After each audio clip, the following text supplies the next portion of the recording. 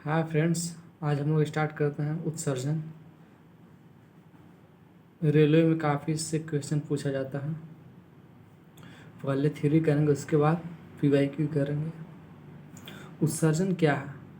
उत्सर्जन वह प्रक्रिया है जिसके द्वारा शरीर में अपशिष्ट उत्पाद और हानिकारक पदार्थों को बाहर निकालने की प्रक्रिया को उत्सर्जन बोलते हैं। जो हमारे बॉडी में वेस्ट होता है, बाहर निकालने की प्रक्रिया को उत्सर्जन बोलते हैं। एग्जाम्पल, किडनी के द्वारा बाहर निकाला जाता है लंग्स, स्किन, लिवर। स्किन से जो पसीना बाहर आता है वेस्ट, किडनी का भी काम है वेस्ट को चीज़ को बाहर निकालता है किडनी भी। और जो हम लोग भोजन लेते हैं, भोजन में जो प्रोटीन मिलता है, तो प्रोटीन से क्या कार्बन हाइड्रोजन नाइट्रोजन और ऑक्सीजन से मिलकर बना प्रोटीन। प्रोटीन का जब मेटाबॉलिज्म होता है तो नाइट्रोजन मिलता है, और नाइट्रोजन बहुत ही हाईली टॉक्सिक है, बहुत ही जहरीला है। अगर ये हमारे शरीर में रहा तो डेथ भी हो सकता है, यानी कि नाइट्रोजन बहुत ही जहरीला है। अब नाइट्रोजन को बाहर निकालने का प्रक्रिया, सभी जीव का अलग अलग प्रक्रिया है नाइट्रोजन को बाहर निकालने का। नाइट्रोजन अमोनिया के रूप में भी बाहर आता है, यूरिक अम्ल के रूप में बाहर निकलता है, और यूरिया के रूप में भी बाहर निकलता है। सभी जीव अलग अलग तरीके से नाइट्रोजन अपशिष्ट को बाहर निकालता है। अब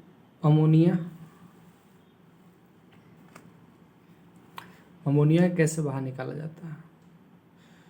जो नाइट्रोजन है, नाइट्रोजन को अमोनिया के रूप में कैसे बाहर निकाला जाता है? तो इसका कारण है कि अमोनिया के रूप में बाहर निकालने के लिए नाइट्रोजन को, इसमें अत्यधिक जल की आवश्यकता होती है। केवल जलीय जंतु ही इसके लिए सक्षम होते हैं। एग्जाम्पल हो गया मछली, कीट को छोड़कर। ऐसे जानवर जो मुख्य रूप से अमोनिया का उत्सर्जन करते हैं उसे एमोनोटेलिक कहते हैं। ऐसे जानवर जो नाइट्रोजन को अमोनिया के रूप में बाहर निकालते हैं उसे एमोनोटेलिक कहते हैं। एग्जाम्पल मछली हो गया। अब नाइट्रोजन को यूरिया के रूप में कैसे बाहर निकाला जाता है? ये थोड़ा कम जहरीला होता है नाइट्रोजन को यूरिया के रूप में बाहर निकालने के लिए, यानी कि मीडियम मात्रा में जल की आवश्यकता होती है। एग्जाम्पल हो गया उभयचर स्तनधारी, यानी कि जितने भी गाय हो गया, कुत्ता, बिल्ली, ये सब नाइट्रोजन को यूरिया के रूप में बाहर निकालते हैं। जो जंतु मुख्य रूप से यूरिया का उत्सर्जन करते हैं, जो नाइट्रोजन अपशिष्ट है उसको यूरिया के रूप में बाहर निकालते हैं, उसे यूरियोटेलिक कहते हैं। अब यूरिक एसिड, यानी कि जो नाइट्रोजन अपशिष्ट है उसको यूरिक एसिड के रूप में बाहर कैसे निकालता है? ये बहुत ही कम जहरीला होता है, लेस टॉक्सिक होता है। इसे हटाने के लिए बहुत कम मात्रा में पानी की आवश्यकता होती है। जो नाइट्रोजन अपशिष्ट है इसको यूरिक एसिड के रूप में बाहर निकालने के लिए इसमें बहुत ही कम पानी की आवश्यकता होती है। एग्जाम्पल कीड़े, सरीसृप, पक्षी। वे जानवर जो मुख्य रूप से यूरिक एसिड का उत्सर्जन करते हैं उसे यूरोकोटेलिक कहते हैं, यानी कि जो नाइट्रोजन अपशिष्ट है इसको यूरिक एसिड के रूप में बाहर निकालता है, उसे यूरिकोटेलिक कहते हैं।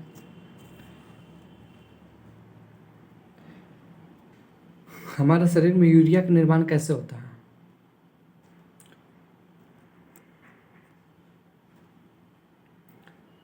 हमारे शरीर में यूरिया का निर्माण कैसे होता है? तो भोजन से जो हमें प्रोटीन मिलता है, प्रोटीन से एमिनो अम्ल मिला, और कुछ एमिनो अम्ल जो है हमारे पूरे कोशिका में चला जाता है, और जो एक्स्ट्रा एमिनो अम्ल होता है वो यकृत में टूटता है, यानी कि लीवर में टूट कर अमोनिया का निर्माण करता है। लीवर में टूट कर अमोनिया का निर्माण करता है। वो अमोनिया जो लीवर में कन्वर्ट होकर यूरिया का निर्माण करता है। अब यूरिया जो है ब्लड में आ जाता है, और ब्लड जब किडनी में जाता है तो किडनी जो है ब्लड में जो एक्स्ट्रा पानी होता है उसको फिल्टर करता है, और जो यूरिया होता है उसको फिल्टर करके मूत्र का निर्माण करता है।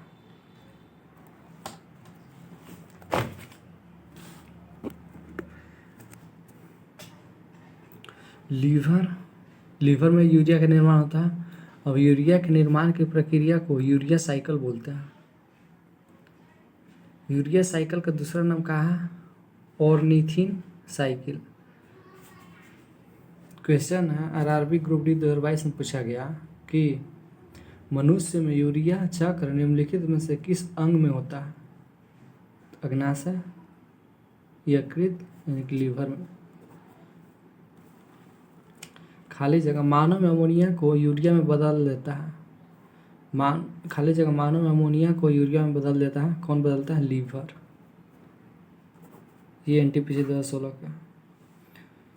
अब मानव उत्सर्जन तंत्र देखिए, मानव शरीर में 2 किडनी होता है, और किडनी में जो ब्लड आता है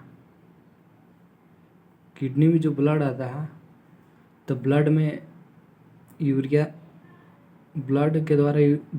होता है, और जब ब्लड आता है किडनी में तो किडनी क्या करता है कि ब्लड से यूरिया को निकाल लेता है, और जो उसमें एक्स्ट्रा पानी होता है उसको निकाल लेता है, फिल्टर कर लेता है, और फिल्टर करने के बाद किडनी में यूरिन बनता है, और यूरिन जो है नली के द्वारा मूत्राशय में आता है, और इस जो नली है इस नली को मूत्रवाहिनी बोलते हैं।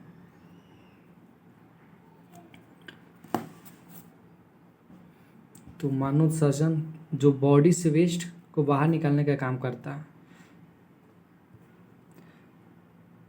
किडनी एक पेयर होता है, एक पेयर मूत्रवाहिनी होता है, एक मूत्राशय होता है। क्वेश्चन आरआरबी टेक्नीशियन 2024 में पूछा गया है कि निम्न में से कौन किडनी को मूत्राशय से जोड़ता है?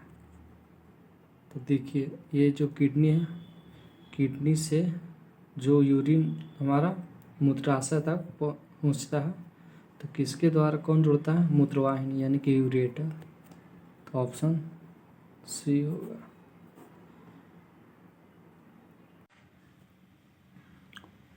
अब देखना, किडनी के स्टडी को नेफ्रोलॉजी बोलते हैं। किडनी का आकार कैसा होता है? बीन की तरह, यानी कि राजमा। और किडनी का वेट कितना होता है? 120 से 170 ग्राम पर, यानी कि एक किडनी का होता है 120 से 170 ग्राम। किडनी में क्या चीज़ का निर्माण होता है? यूरिन का। किडनी का लंबाई कितना होता है? 10 से 12 सेंटीमीटर, और इसका मोटाई 2 से 3 सेंटीमीटर होता है, और किडनी का चौड़ाई 5 से 7 सेंटीमीटर। और किडनी का जो फंक्शन है क्या होता है? यानी कि ये जो ब्लड को छानता है, यानी ब्लड को फिल्टर करता है।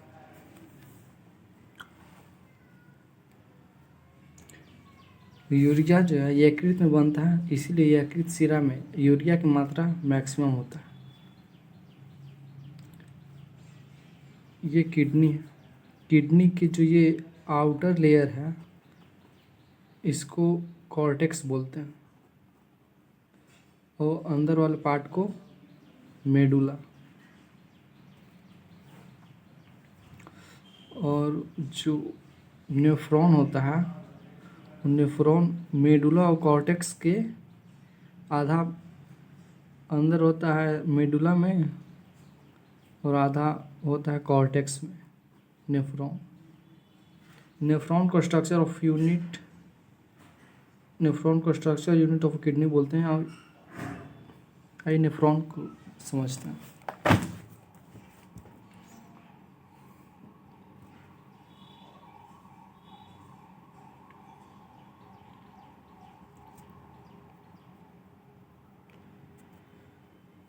नेफ्रॉन को फंक्शन यूनिट बोलते हैं। प्रत्येक मानव के किडनी में 10 लाख नेफ्रॉन होता है, यानी कि 1 मिलियन। नेफ्रॉन को माइक्रोस्कोप से देखने पर एक नेफ्रॉन का जो होता है इस तरह से दिखता है, यानी कि नेफ्रॉन को माइक्रोस्कोप से देखने के बाद इस आकार का दिखता है एक नेफ्रॉन। ये जो है प्लेट जैसा, इसको बोलते हैं बुमैन कैप्सूल। अब ये पतली पतली रक्त नलिका है, यानी कि ये जो रक्त नलिका का गुच्छा है इसको ग्लोमेरुलस बोलते हैं। यहाँ से ब्लड आता है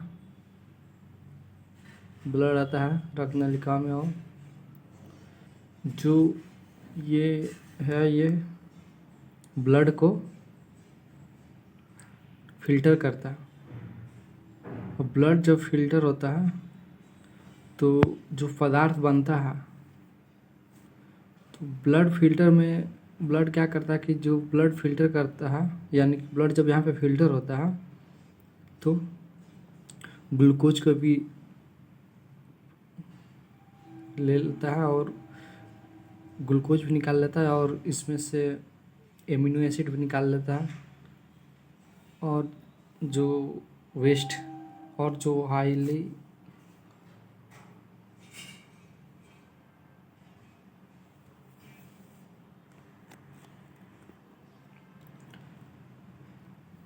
आइए नेफ्रॉन को समझते हैं। नेफ्रॉन को फंक्शन यूनिट बोलते हैं। प्रत्येक मानव की किडनी में 10 लाख नेफ्रॉन होता है।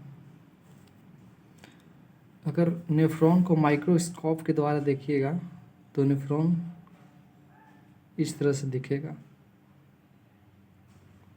ये जो प्लेट जैसा है इसको बुमैन कैप्सूल बोलते हैं। और ये छोटे छोटे रक्त नलिका है, ये रक्त नलिका के गुच्छा को ग्लोमेरुलस बोलते हैं। जब ब्लड आता है तो रक्त नलिका में जब यहाँ पे ब्लड को फिल्टर किया जाता है, जब ब्लड फिल्टर होता है तो एक इनिशियल फिल्ट्रेट पदार्थ बनता है, और वो पदार्थ यहाँ पे ऐसे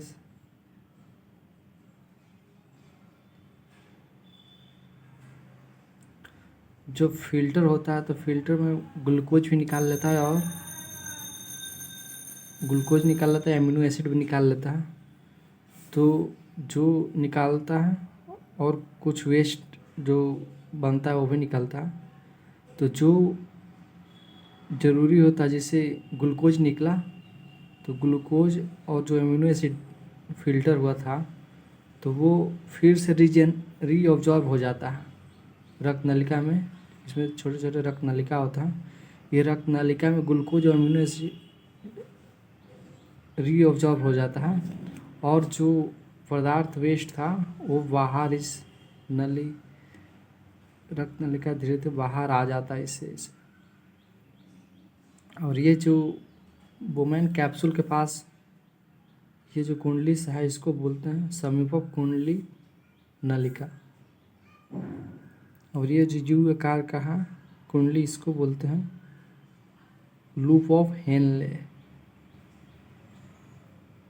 और ये जो यहाँ पे है कुंडली सा इसको दूरस्थ कुंडलित नलिका डिजिटल कॉन्वोल्यूटेड ट्यूब बोलते हैं। यहाँ से जो है धीरे धीरे वेस्ट जो बाहर आता है धीरे धीरे यहाँ पे स्टोर हो जाता है कलेक्टिंग डक्ट में।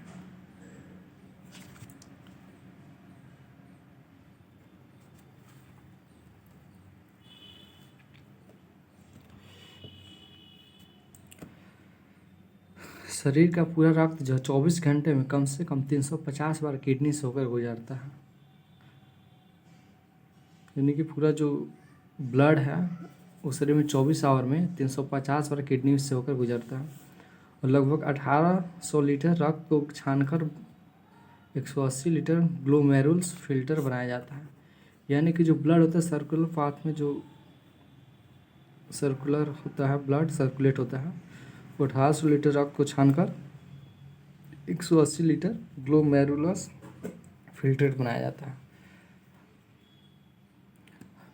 हर मिनट में लगभग 127 ml ग्लोमेरुलस फिल्ट्रेट करता है और उसमें से 126 मिलीलीटर रक्त पुनः अवशोषित हो जाता है। ब्लैडर के बारे में देखते हैं। ब्लैडर जो होता है, यानी ब्लैडर में कितना यूरिन कैपेसिटी है, कितना कैपेसिटी है ml रखने का यूरिन। तो मेल में होता है 400 से 600 ml और फीमेल में होता है 300 से 500 ml।